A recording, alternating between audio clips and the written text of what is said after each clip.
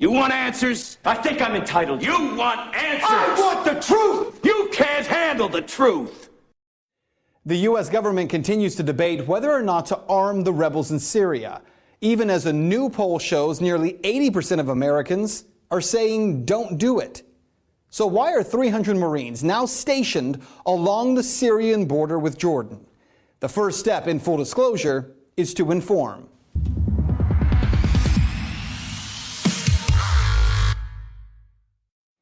The U.S. has located 300 Marines in northern Jordan near the border with Syria, along with a Patriot anti-aircraft missile system. That report from the Times of London. The U.S. military says they're only there as part of a military training exercise. Other than that, we know very little about the role of those Marines, other than the fact that they will remain there for at least several months. So the big question, how long before the United States is involved in Syria? The answer, we already are. Last year, when I talked one-on-one with President Obama, he told me the United States is careful not to provide arms to these rebel groups.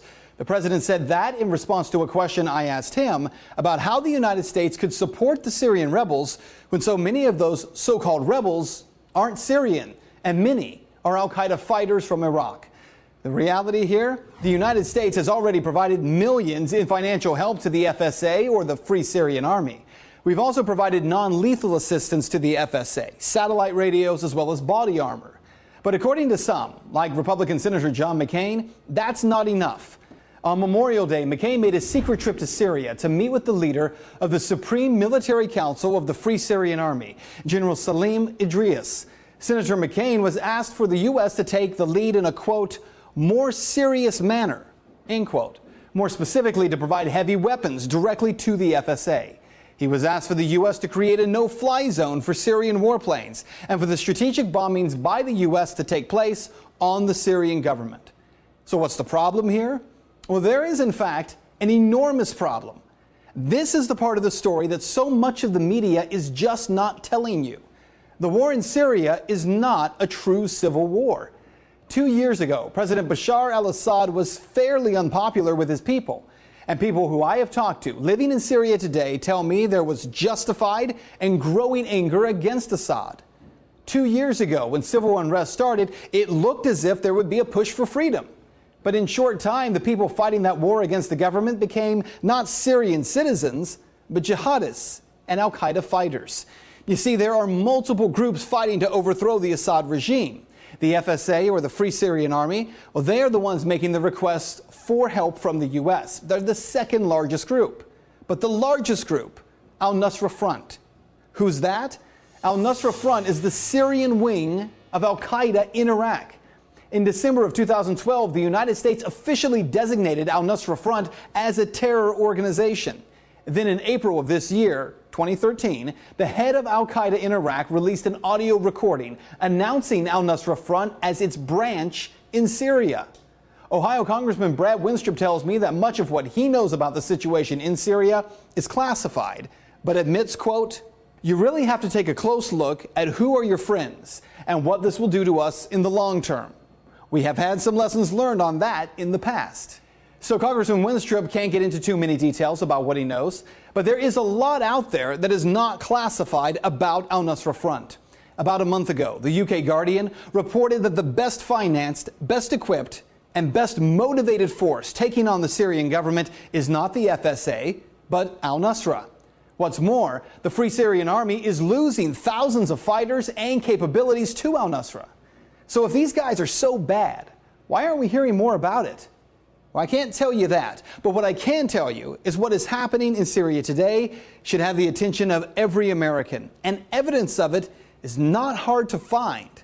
All over YouTube are videos posted by members of the Free Syrian Army or al-Nusra Front demonstrating what they are doing now and what they will do in Syria once they have control. Beheadings of anyone seen as a traitor or siding with the government, and the slaughtering of many innocent people. And there is something else about the situation in Syria that American media is not telling you. Until this war started 2 years ago, Syria was one of the few places in the Middle East where Christians, Shiite Muslims, Sunni Muslims, Alawites, and Jews all lived in peace with each other. Al-Nusra is working to end that. I want you to watch for a minute here this YouTube video of members of al-Nusra after they've taken a Syrian town. The video here uploaded by Syrian Rebel Watch. There is translation of the words this child is singing at the bottom of the screen.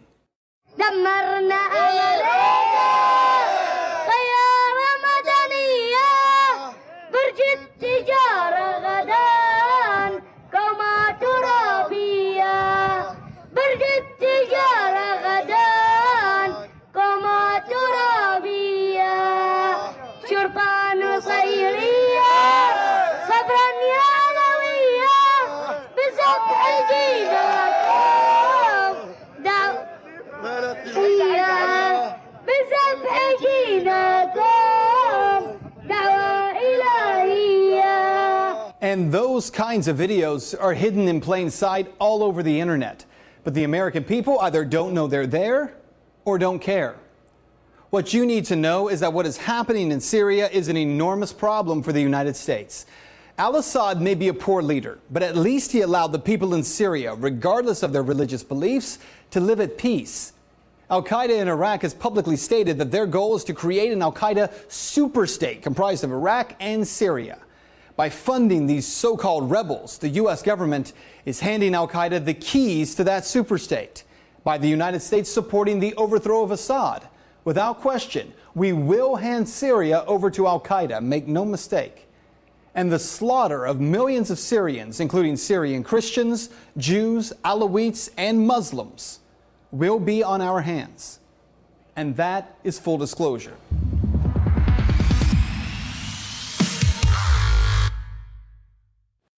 Well, now that you've been informed, head over to benswann.com. There we have resources for you about al-Nusra Front and links to the full YouTube video that we showed you here, as well as others. It demonstrates exactly what's happening in Syria. Get engaged right now at benswann.com. You guys give up, or you're thirsty for more? Well, I hope you enjoyed that show and found it to be educational and informational, but most importantly, meaningful to the national conversation.